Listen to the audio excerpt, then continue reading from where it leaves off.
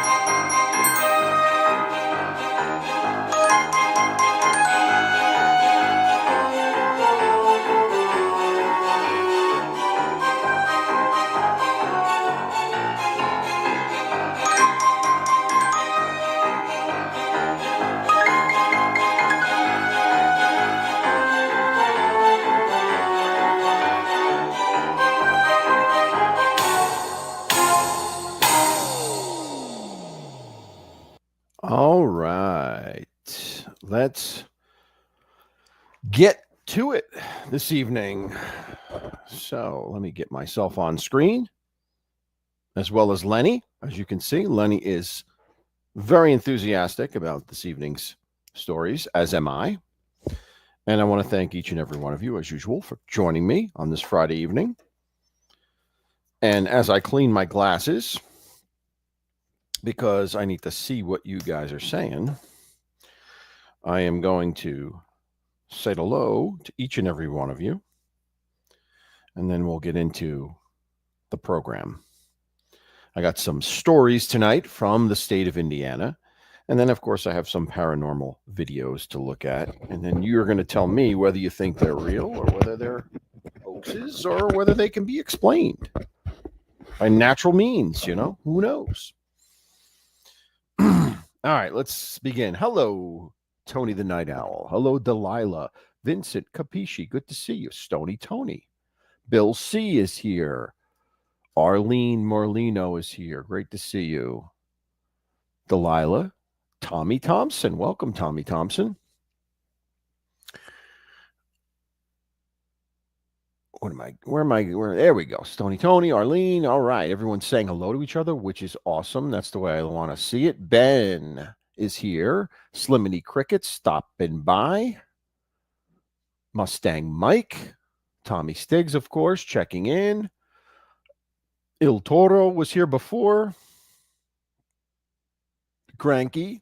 Patty Choice. Did I miss anyone? I hope not. Sweet Tea, of course. All right, excellent. Thank you, guys. Thank you for joining me. Thindu, of course, is here. Thank you, Thindu. All right. So, wait, lad, what are we doing here? We're getting all cockeyed. We got to know what we're doing here. So, we're going to light our candles first, and then we are going to get things going. I have no more of those matches that Gerard said I should light the candles with. So I'm going with the old-fashioned lighter here. until it dies out, which I don't know how much longer it's going to last anyway. All right.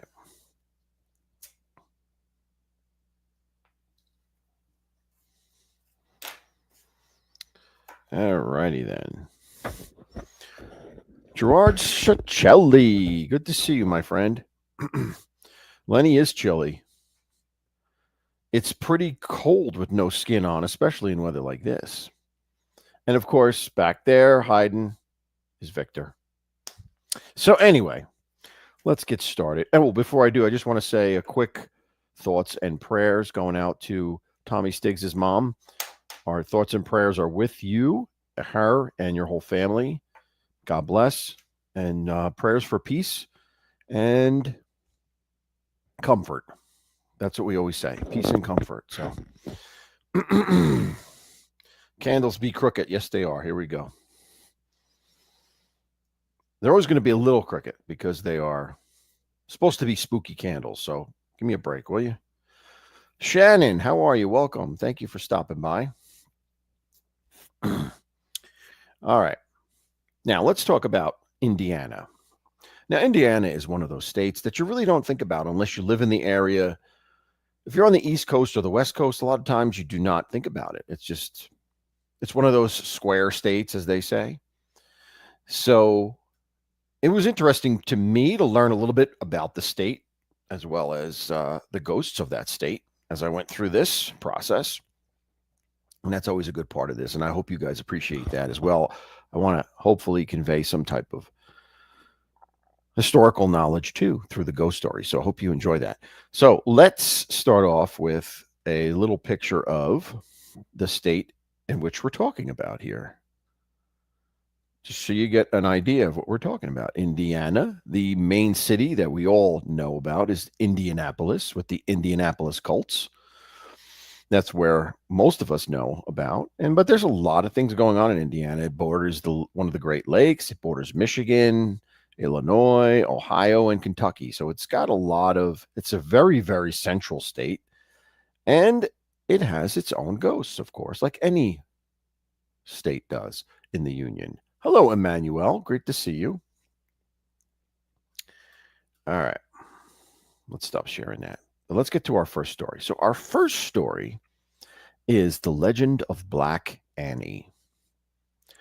Now, the name itself or the title itself is ominous. Black Annie. You know, what does that mean? Well, it has nothing to do with race, so don't even think about that. It has to do with how this woman met her end. So the backstory of this, it takes place in a place called Boonesville, Indiana.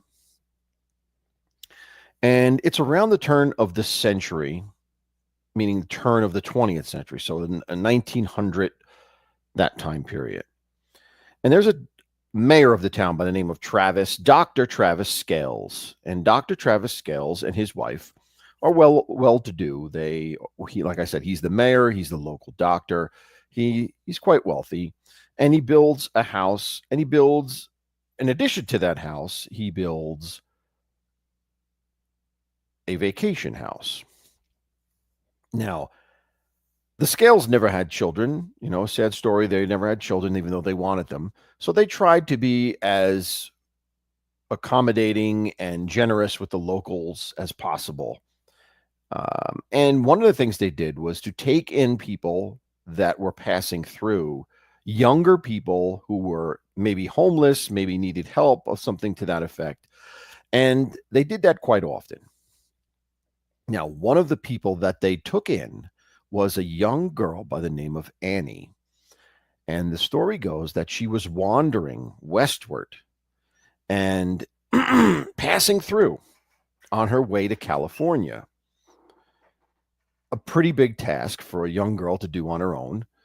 But anyway, she was passing through, making her way little by little to the West Coast. And she comes across Boonesville, Indiana, in her travels. She meets the Scales, and they take her in, and they hire her, and they give her a job as a maid or butler type maid type of situation, not just a maid, but just a general domestic servant. And she takes this job and is quite happy there, but is really saving money to continue her trip west because that's ultimately where she wants to go. She wants to start a new life in California. So she stays with the Scales for quite a while. And,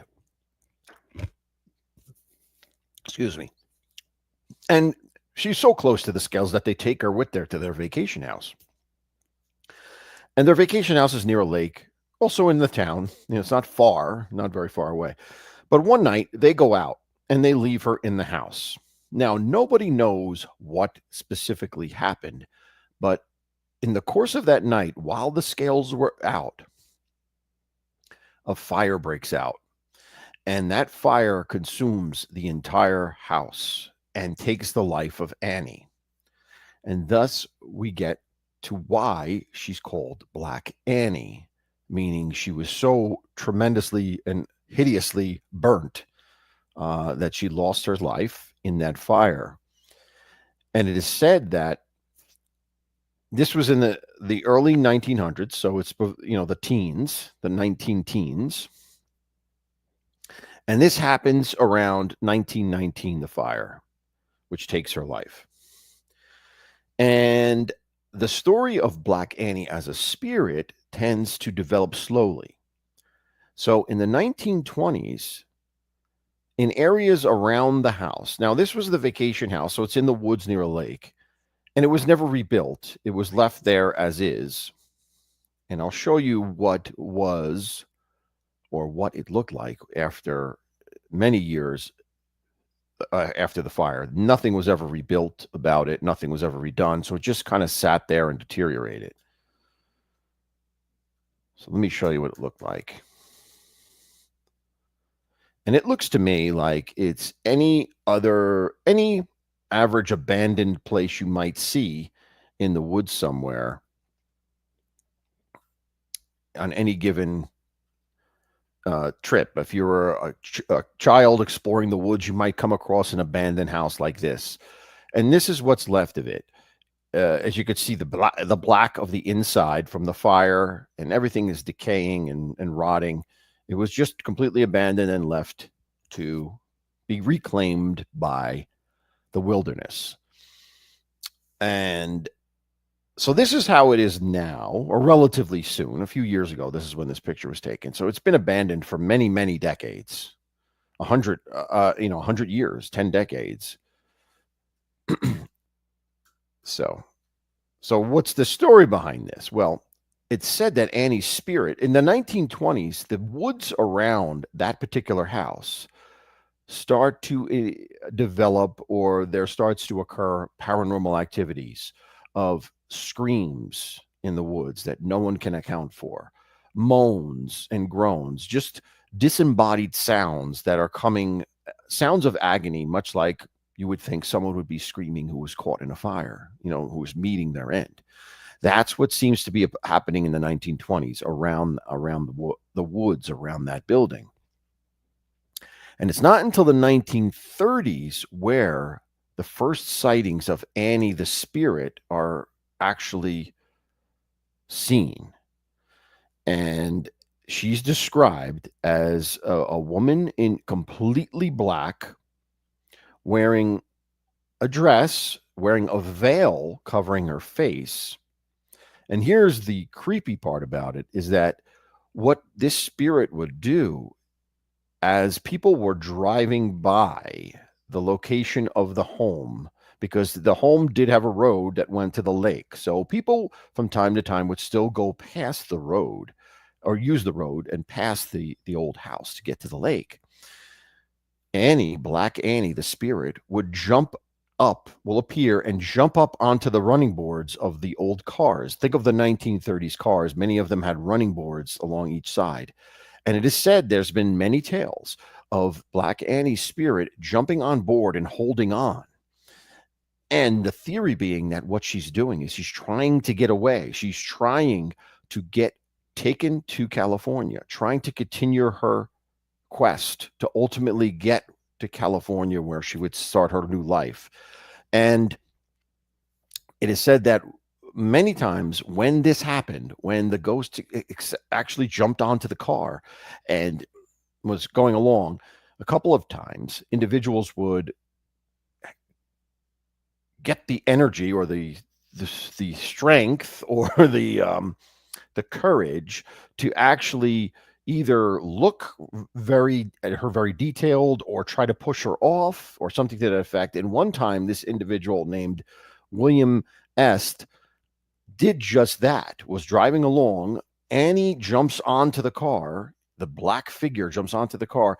And what he does is he puts out his arm and to swipe her away. Now, when he does this, of course, she's a spirit. His hand goes through. But what happens at the same time is the ghostly veil lifts. And what he sees is no face whatsoever, just the burnt remains of the skull of Annie. So, and with that, she jumps off and, evaporates. So, quite a creepy encounter as to be driving along in that time period. Now, these sightings have happened from time to time over those 10 decades, but nothing was that significant as that specific story or account I just told you. But the sightings were so much that actually the local town recognizes this every year and has what's called the Black Annie Musical Festival, where people dress in black veils and listen to music and hang out and what have you. But and they also have, of course, they have a Black Annie ghost walk that goes past the house at times. So a very deep legend in the town of Boonville, Indiana, Black Annie. All right, so that's your first ghost story.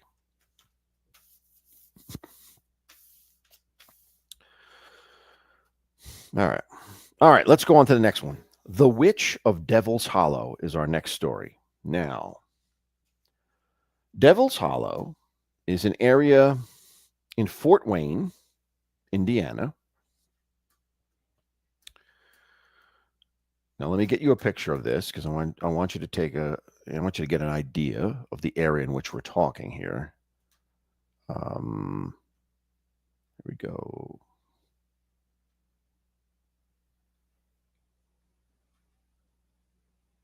Here we go. This is Devil's Hollow. And that road is Cedar Canyon Road. And as you can see, it's a bit of a hollow. You see the hills in the ahead on each side. It creates a hollow. And as you drive by there, it's quite creepy. This is a winter picture, of course, where you see snow and the leafless trees. But in the summer, the leaves get so thick that it creates a canvas where, it gets dark during the day because it's so thick. So obviously it's called the hollow for a reason. It has that creepy feeling of being encompassed down in low lying area, low lying ground.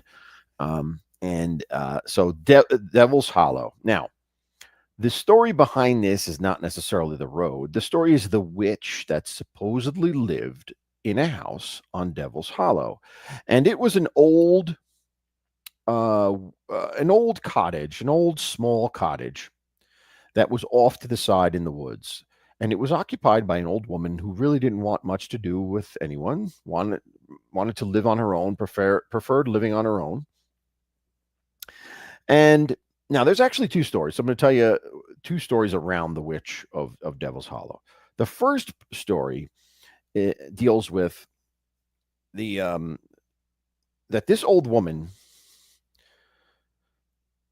in addition to living in there alone, allowed occultists and devil worshippers to use her property to have rituals, obviously demonic and evil rituals that took place on her property. Rituals that would include the sacrificing of goats and pigs and stuff like that. Now, this went on for a while, and word started to spread around that because she was allowed to do this, or she allowed these occultists to do this, she was bestowed with some type of magical power herself as payment for allowing and protecting these occultists and allowing them to go through the rituals. So basically, she became a witch by allowing these people, these devil worshippers, to go about their things. And it is said that she would use these powers to get ahead. And how she would do this is typical witch stories that you've heard. She would cast spells on people's livestock or belongings to end up where she gets a benefit from it and others don't. Well, stories got around more and more, and people began to be worried that their children were at risk because, as we know, witches are not the best around children. At least that's how the stories go. The witches would tend to prey on the children. So, of course, the locals became very upset about this. Hello, Lisa Perez. Thank you for joining. I don't know if you've ever been here before, but welcome. I really appreciate you.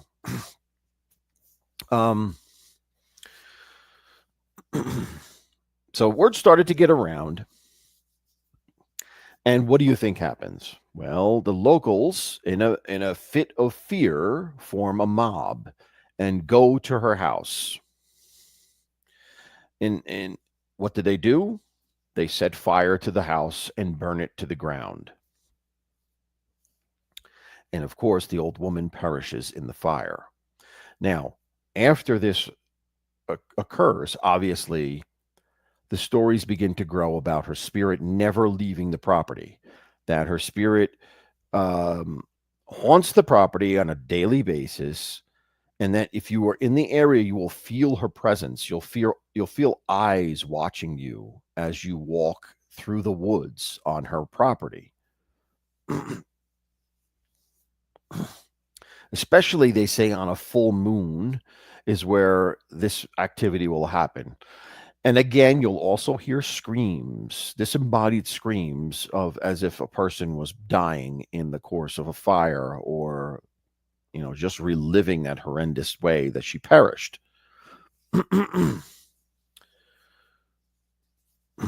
So that's the first story. Now, the other story of this deals with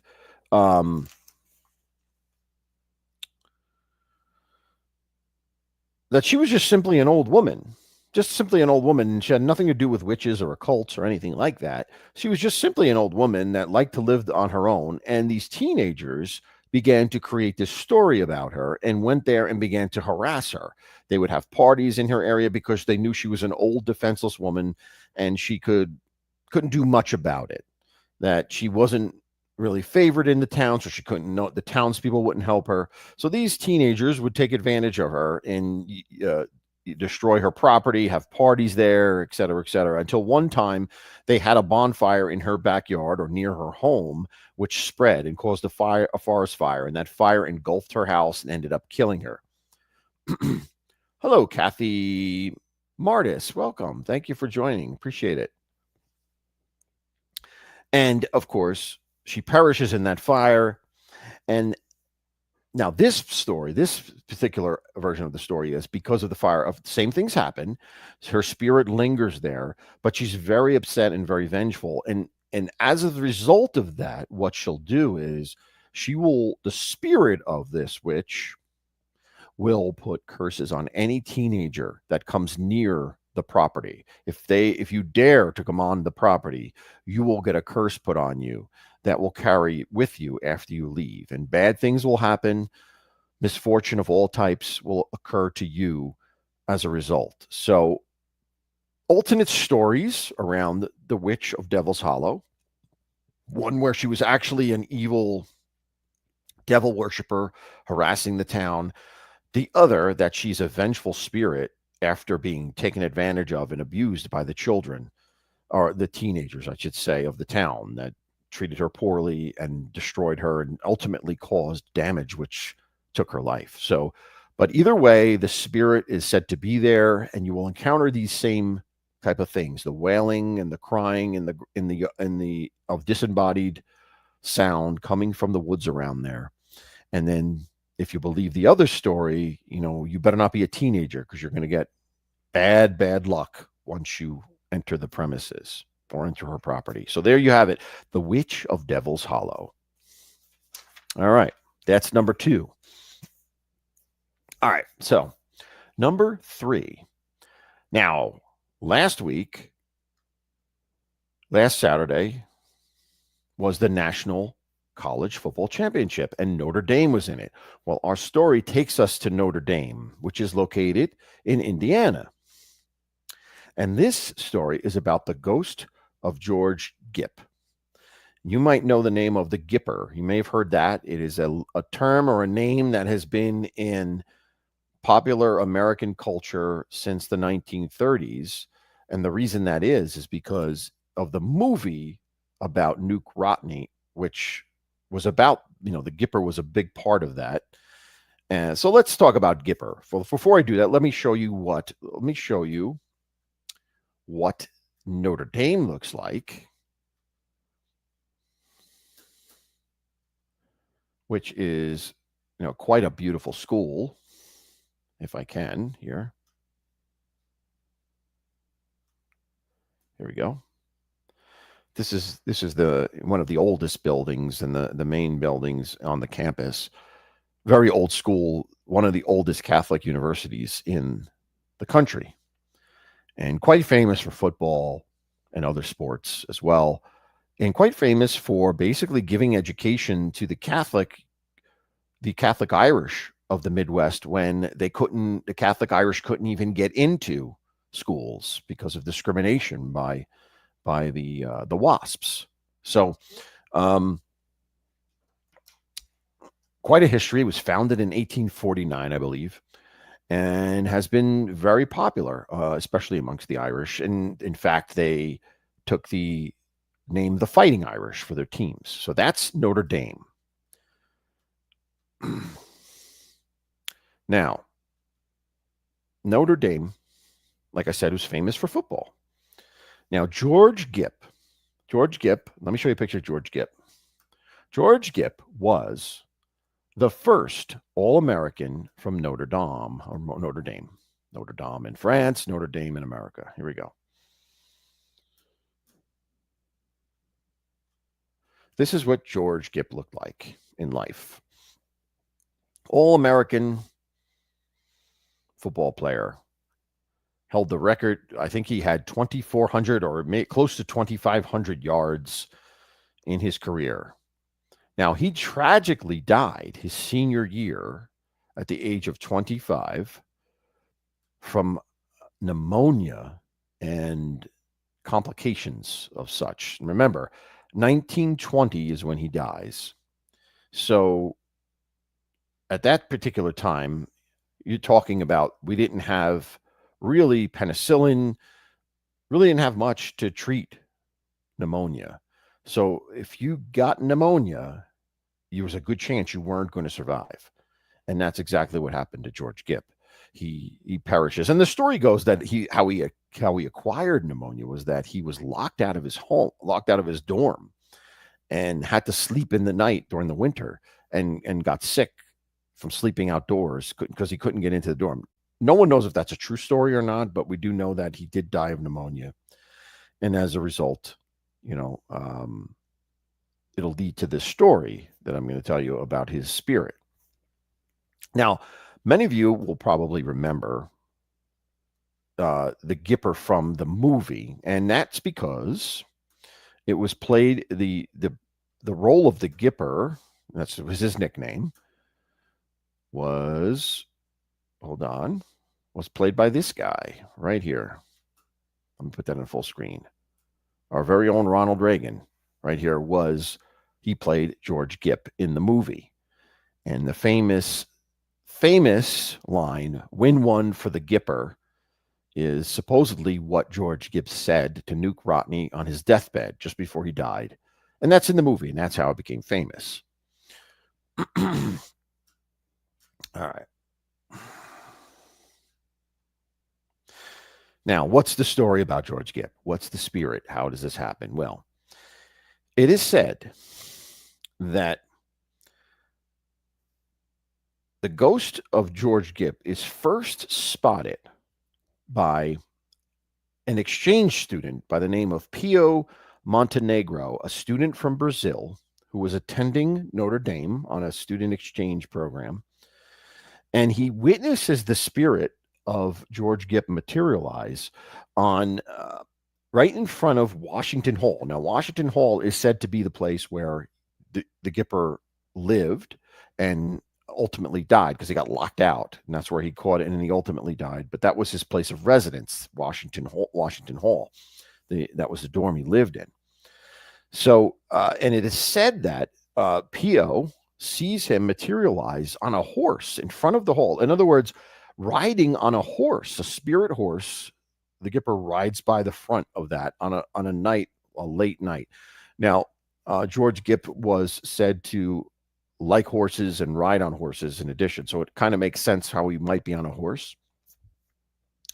But nonetheless, that's what Pio describes it as. He describes as the encounter, that a spirit of George Gipp on a horse galloping past the front of the dorm on a late night, late dark night. And after that, what happens is from time to time, things start happening on Washington Hall. And to this day, people that stay there will even say, students that say that will say that there are creepy things that happen in Washington Hall. And some of the standard stuff that will happen is doors opening and closing, windows opening and closing, noises, things falling unexplainably will fall and get knocked over. One of the things that happens is they'll hear French horn playing. Now, George Gipp played the French horn. That was one of his things at the school. In addition to being the All-American football player, he was studying with a French horn. That was his music study. So it is said that on certain nights, they will hear a French horn playing, and people will search the building looking for who's playing this music, and no one will be found. No one can find anything. A lot of times it'll happen during a football game too. And the theory is that everything's vacant. Everyone is out at the football game, and George is there alone playing his horn, sorrowful that he cannot participate in the game. And that's been reported by janitors of the place who, when it's vacant, everyone's at the game, they say they hear in Washington Hall the horn playing. But he's considered a friendly ghost, a benevolent spirit, not harmful, not looking to scare people, not looking to harm people. In fact, it is said that he actually will, when he feels moved, will appear in the locker room in support of the football team, especially at halftime when the team is down. His spirit will appear in the locker room and inspire the team somehow. And players have said that no one's ever seen him in there. No one ever seen his full body apparition in the locker room, but they feel his presence and seem to come back enthusiastic and energized for the second half. Now, this doesn't happen all the time. It's just on certain games, and nobody knows when the Gip wants to get involved, when the Gipper wants to get involved and help out the team, but he does do it from time to time. So he seems to be pretty loyal to the school, pretty loyal to his sport, and wanting to help out his team continue their winning ways. Now, we all know that Notre Dame has been famous for many years in terms of football. You know, whether they ultimately win. This year they lost the national championship, but they're always a contender. They're always there. And some people say it has a lot to do with the spirit of George Gipper. So that's George Gipper, the ghost of Notre Dame School. So that's your third story. All right. Now, let's go on to the fourth story. Now, these next two stories, I have two more stories for you. They're pretty short, pretty small stories.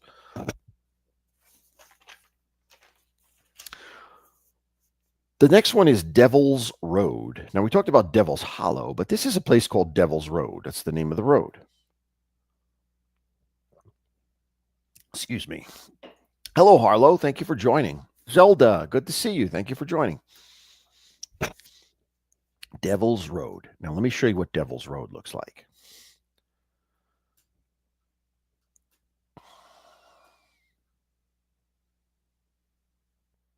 Devil's Road. Where are you? Here we go. Also a creepy place. Kind of desolate. woods all around it. And as you can see, there's actually like a written sign here. You really can't see it because it's kind of small, but it says Devil. It's like a spray painted sign. It says Devil's Road. Now, the stories behind this road have a lot to do with disappearances of people that over the years, people have been walking along this road and are never seen from again. The bodies are not found. No trace. They vanish without any trace whatsoever. Now, who knows what that means or why that happens, because there's been no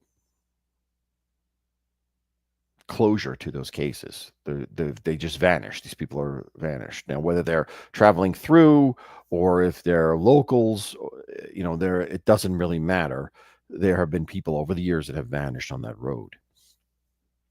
But the main ghost story on this road is that road eventually will come to a train track crossing. Now, it is said that sometime in the 1930s or 40s, around that time period, there was a busload of kids that got stuck on that train track and unfortunately met their end when the locomotive came smashing through, and these poor kids couldn't get out of the bus in time. They all perished except for the bus driver, who was able to leap out of the way at the last moment and not be killed, unlike all the children. And it is said that he was so distraught over this and riddled with guilt that he decides to go into the woods here and end his own life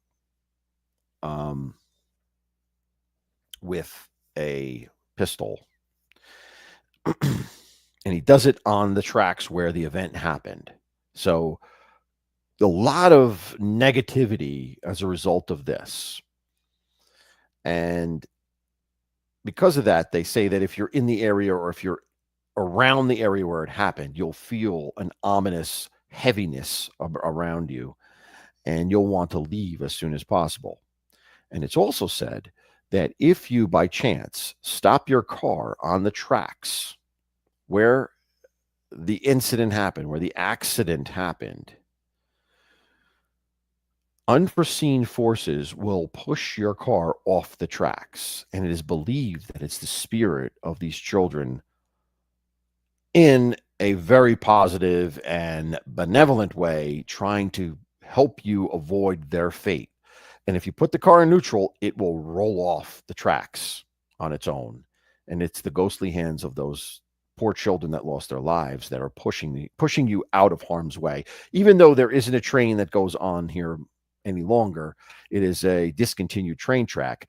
But the ghosts obviously don't know that and are there to help and want to help and others avoid their fate. So a really horrible story in how it occurs, but a good story in the end, because they're ultimately trying to help people if they can avoid their fate. So Devil's Road, that's their fourth story. All right. Now, the fifth story is going to take place in a place called Bethel Cemetery in Indiana, in Hymera, Indiana. Now, let me show you what it looks like, what Bethel Cemetery looks like.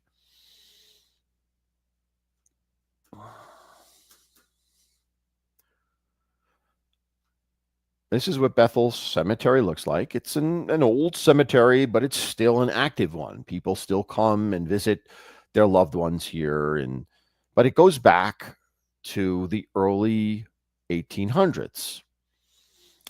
And one of the residents of this cemetery is an individual by the name of Nathan Hinkle. Now, Nathan Hinkle, and I will show you what his grave looks like in a second. Nathan Hinkle was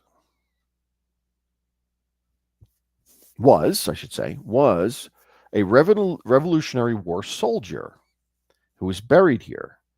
And he was very famous. Although he was only a private, he fought in many battles, and he's one of Indiana's most famous soldiers from the Revolutionary War. The state of Indiana didn't exist at the time, but he was from the area and he had gone to join the revolution. He was a frontiersman at that point, and he joins the revolution and serves in a bunch of different battles. In fact, on the tombstone, here's the statue of him, and then on the tombstone itself, below him, it lists the battles that he was in. Hold on here. What am I doing here? I want to show you an up close picture, if I can, of what the tombstone says in terms of. There we go.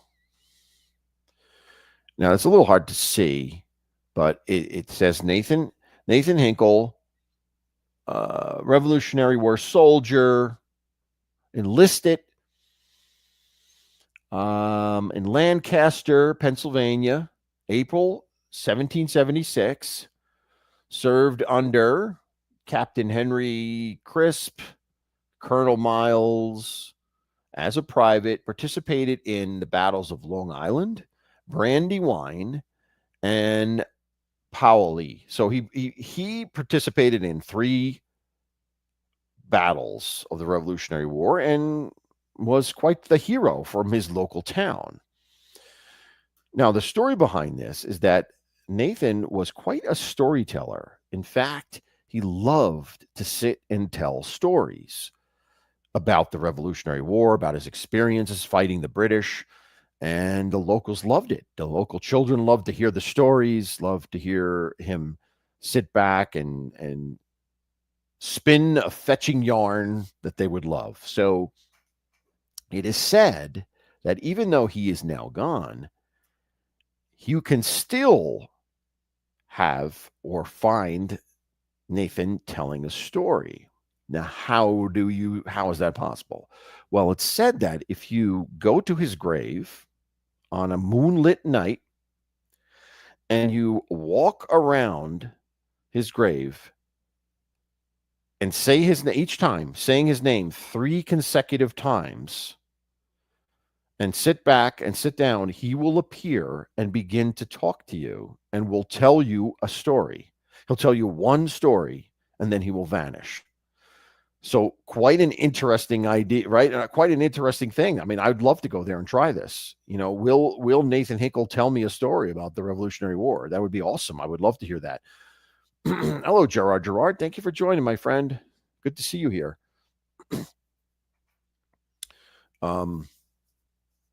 Walking around the grave 3 times, he'll appear, and you sit there and you listen to him tell you a story about the Revolutionary War. And what an amazing thing for a history buff. That's amazing to have something like that happen. So he's a good spirit. He's a good guy. He loved telling those stories to children specifically, but he'll tell the story to anyone.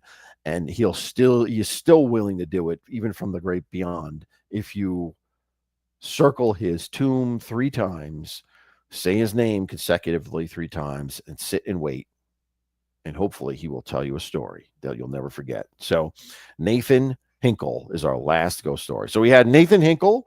We had the ghosts of the Gipper from Notre Dame. We had Devil's Road. We had the Witch of Devil's Hollow. And then we had Black Annie. So we had 5 stories from Indiana, and quite interesting ones, if you ask me. I hope you enjoyed them. Those are our 5 stories. And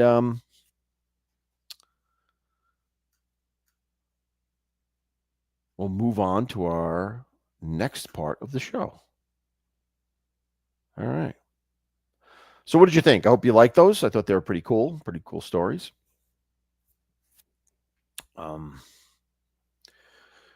Before I do that, let me see what's going on real quick in the chat here. I was reading about George Washington, and it's so weird to see names of places we know where wars were fought. Yeah. Yep, absolutely. Saint, how are you? Thank you. Good to see you, Saint. How about the theory of Atlantis? I don't know, Emmanuel. I don't know about the theory of Atlantis. I don't know.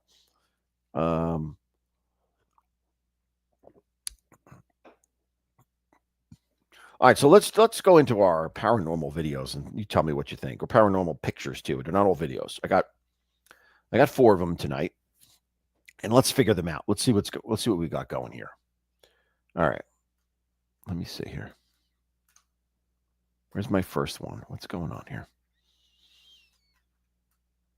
All right, here's my first one. All right, this one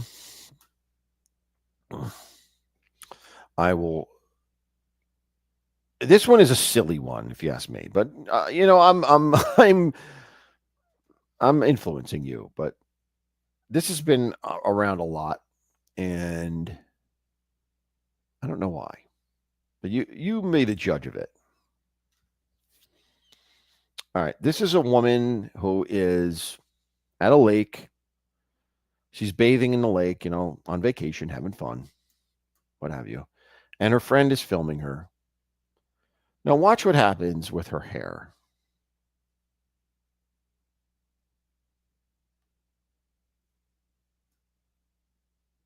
She's walking towards us, and her hair seems to shoot forward on its own.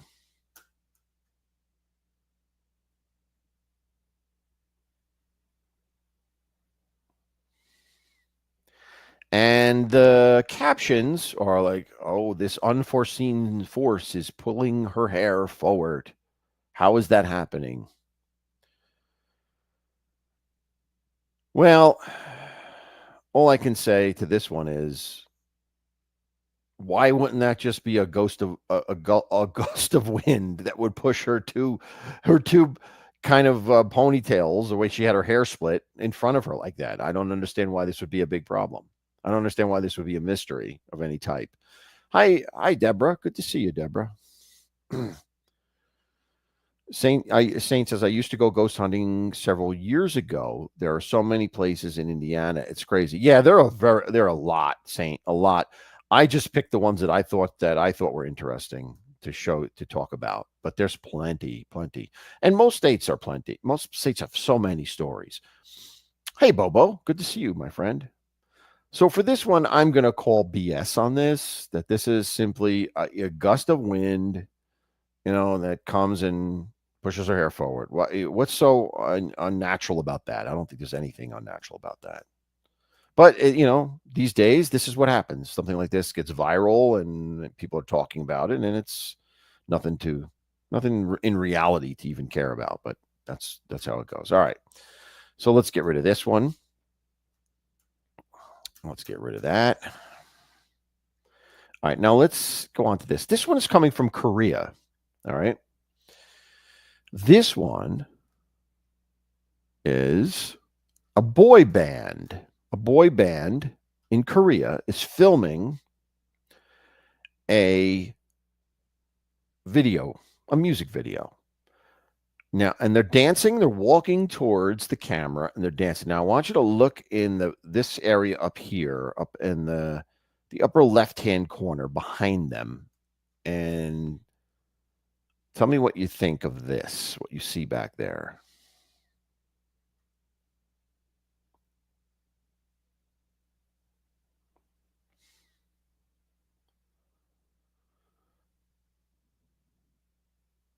As you can see, that spirit-looking thing going by in the background.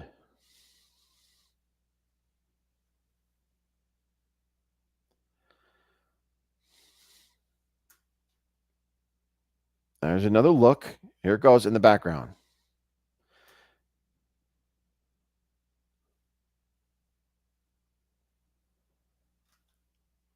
Now, as you can see, it starts by that, comes from behind this building, and it's proceeding, going to the right. And then it goes behind this tree. So it goes from this building to the tree. As you can see, it's like a white, misty looking thing. So I don't know. It's weird. Yes, Cranky, it's definitely weird, but I don't know what that is. I'm trying to think if it's a reflection or something, or it could be, I don't know. I mean, it does look like it's embodying, it's trying to shape into something, right? Like you see a head there and maybe, a body underneath the head. Because the first thought I had was like, maybe this is a video. This is the set of a video. Maybe they had like a fog machine or something, or a mist machine that was part of everything. I don't know. It's hard to say. You know. So anyway,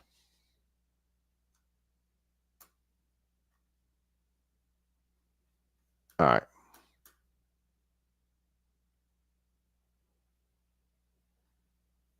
All right. All right. So let's go on to the next one. Now, this one is just a picture. So I want you to. I'll give you the background first. Now, this is a picture that's going to take place. This was taken in an old train, an old, early, like late 1800, early 1900s train in England. And they're going through restoration efforts of this train. And there was a photographer on there just taking pictures of their progress as they rebuild this train and refurbish it. And it's going to be like a moving museum type of thing, right? All right, Martha Fowler, how are you? Seymour, good to see you. Good to see you guys. All right, now let's look at this, and you tell me what you think here.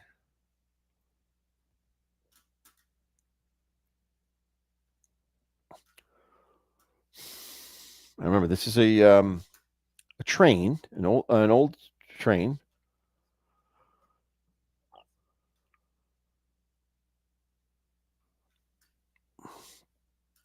This is what the train looks like on the outside. So the early 1900s.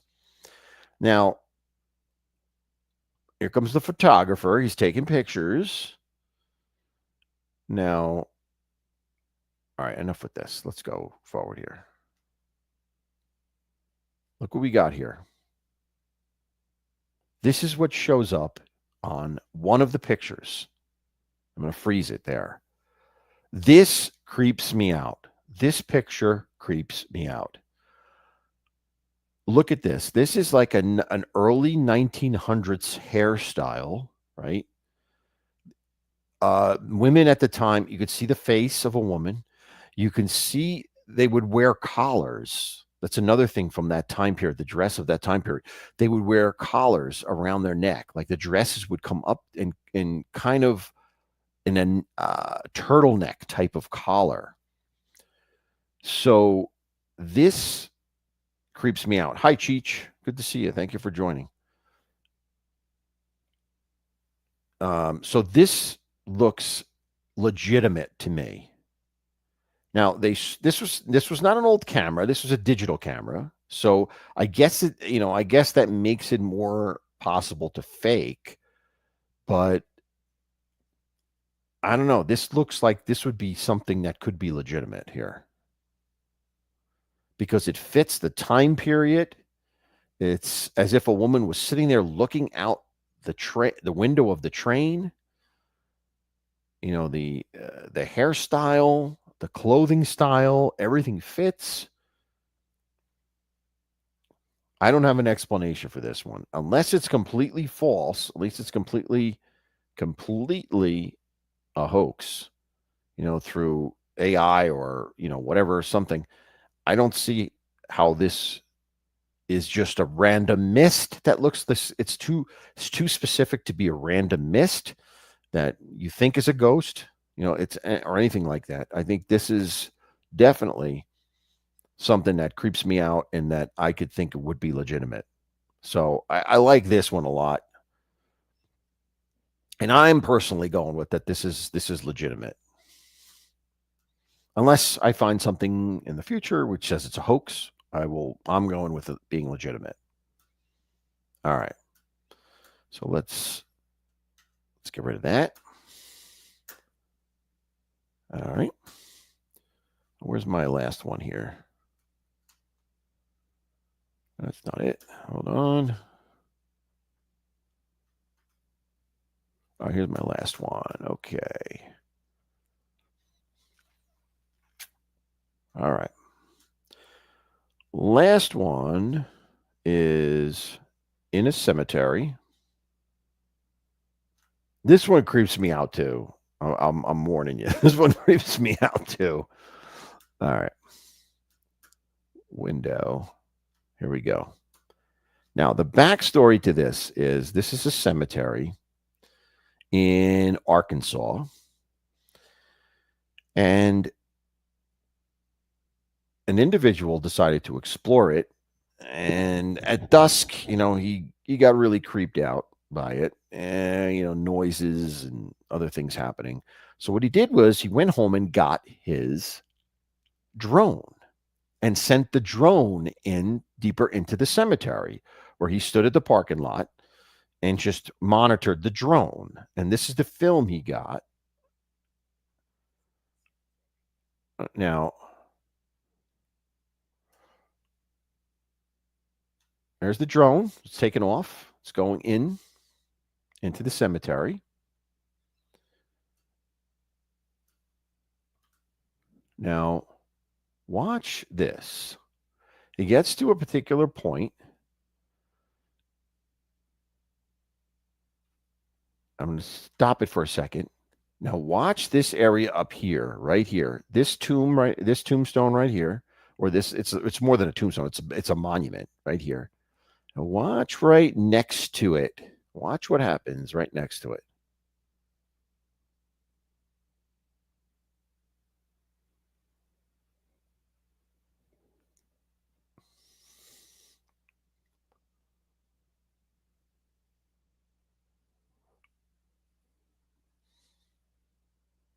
Something gets up and walks away or runs away.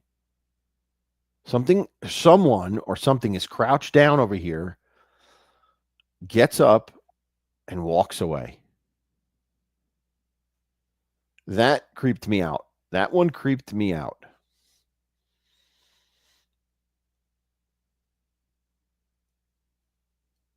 Let's do it in slow motion. So now this could be a person, right? This could very well be a person. But how weird is that? That a person is crouching down near a monument, and then they see the drone, and then they get up and they run away. But look at what the person's wearing. Look at the dress. It's like a dress that goes all the way to the ground. Now you can't see, the drone doesn't follow this or anything, so you can't see what happens. Like it goes into darkness. And I don't see any proof that it like dematerializes or fades because it's going into darkness. So if this was just a person, same thing would happen as if it was a spirit. It's just going into the darkness here, and you won't see it after a while. So it's not like we could say definitively, oh look, it's a spirit because it disappeared. It disappeared without explanation. This could very well be a person, that crazy person or what have you, or creepy. I don't know what this person's doing, but was crouching down over here and then decides to get up and hightail it out. I mean, that's creepy enough. And because remember, this is pitch black. There's no light here. The only light is from the drone itself. So this is if it's a person, it's some weirdo that is hanging out in the dark, pitch black dark, and then gets up and runs when they see the drone. But it's creepy as heck. I tell you, it really is. Big Bones, that is from Arizona. That is from a cemetery. No, in Arkansas. It's a cemetery in Arkansas. So, quite a creepy little film there. One more time, just for the sake of it. Gets up and takes off in pitch black. So, quite a creepy thing there.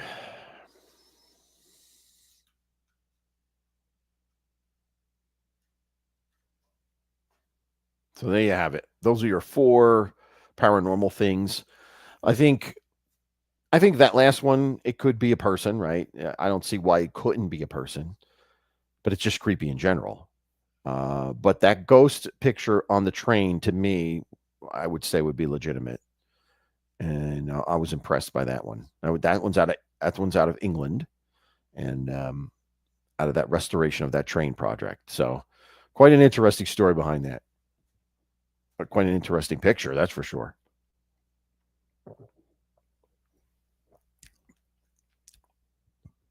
So there you have it, guys. I hope you enjoyed tonight. I hope you enjoyed the stories, as well as looking at some of these videos. Like I said, I scour the internet for these things each week, and it gets kind of hard because a lot of bad stuff out there, a lot of fake stuff out there that I wouldn't even waste my time with or your time with it. I just try to get things that are at least something to think about and that are at least could be creepy, at least, right? So, well, thank you, Tony. I appreciate that. Appreciate each and every one of you joining. It you make the show, right? I don't want to talk to myself. I love telling you guys these stories, so I'm glad you come in and listen to them. So that's about it tonight, guys. I just want to thank each and every one of you for joining me. I hope you enjoyed it.